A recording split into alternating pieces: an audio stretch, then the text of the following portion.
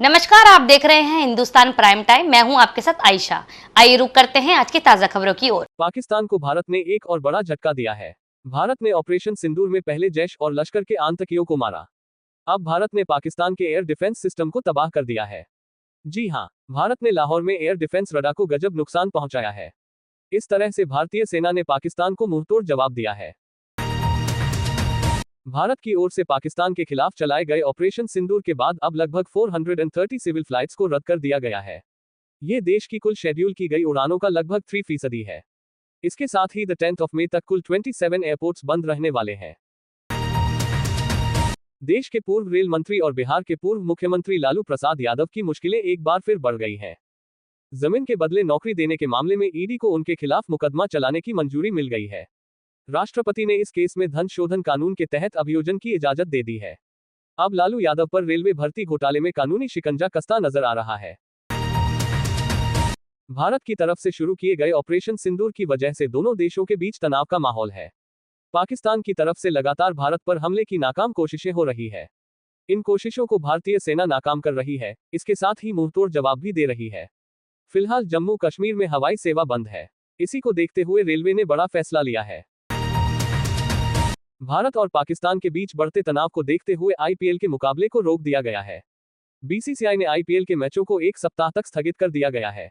IPL 2025 के 5-8 मुकाबले में धर्मशाला में हुए ब्लैकआउट के बाद इस टूर्नामेंट पर खतरा मंडराने लगा था, जिसके बाद बीसीसीआई ने इसे एक सप्ताह के लिए स्थगित कर दिया है।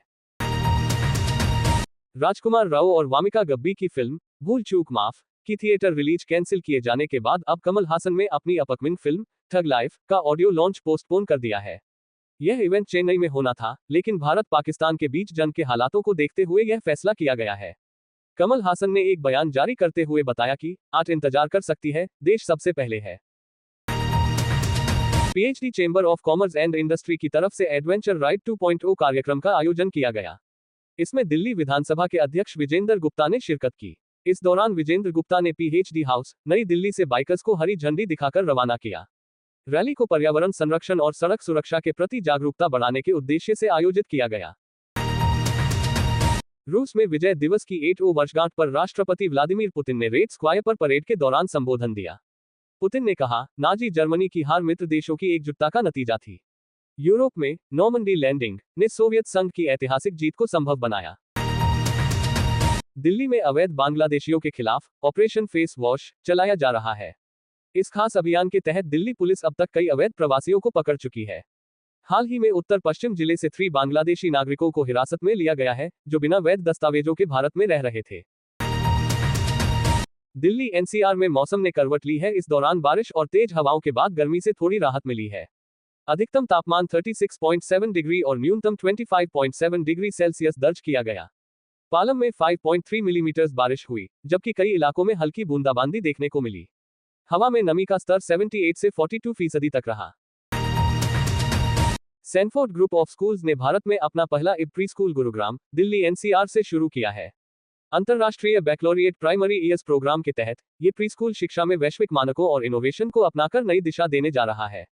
संस्थापक डॉक्टर S.K. राठौर के मुताबिक शुरुआती साल जीवन भर की शिक्षा की नींव रखते हैं। सैनफोर्ड देश का पहला प्री स्कूल है जिसने टच एंड लर्न और AR आधारित पाठ्यक्रम जैसे कई नवाचार पेश किए हैं। The given situation right now, I feel we will be very strongly able to handle in whatever way possible. Because हर एक नई सिचुएशन में हर एक नया तरीका हम ढूंढते हैं उसको डील करने का। जैसे कि कोविड में हमें किसी को नहीं पता था कि 3 साल का बच्चा एक लैपटॉप के थ्रू भी सीख सकता है। So with the given situation, we don't know what future holds for us, but I know India is very strong with its will, and we can get through. ऐसा लगता है कि सैनफोर्ड में मैं किसी को ये नहीं बोलूँगी कि आप आके एडमिशन कराइए। मैं ये बोलूँगी आप आइए, स्कूल का एक्सपीरियंस कीजिए, समझिए कि हम क्या कर रहे हैं, क्या डिफरेंस क्रिएट कर रहे हैं। And if it aligns with the parents choice that they should definitely choose Sanford global. But मैं आपके माध्यम से ये मैसेज जरूर देना चाहूँगी, जो हमने अभी प्रेस कॉन्फ्रेंस में भी डिस्कस किया, that parents need to realise कि अर्ली ईयर्स इतना इम्पोर्टेंट है और whatever fees that they are paying is actually the investment on their child. And the founder and chancellor of Shobit University. and I am chairman of National Education Council of ASSOCHAM. So in ASSOCHAM, when we talk about higher education or in our sector, the same way we talk about school education, child education, and how education can be very inclusive. She made a very important point about inclusion and future ready. That resonates very well with the IB's mission of making the world a better place for education. We believe that children need to be ready for future. They have to be happy coming to school and happy in their learning. ऐसे ही खास खबरों के लिए देखते रहिए Hindustan prime time.